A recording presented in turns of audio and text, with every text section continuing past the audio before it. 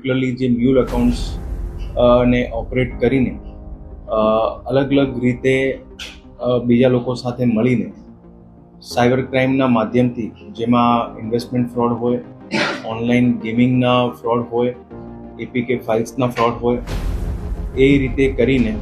અલગ અલગ રીતે એક આખું કૌભાંડ આચરવામાં આવ્યું છે,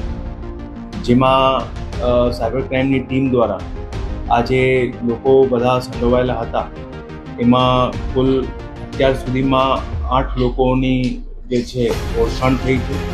જે આ બધા જે મ્યુલ એકાઉન્ટ્સના ઓવરઓલ નેટવર્કમાં સંડોવાયેલા હતા.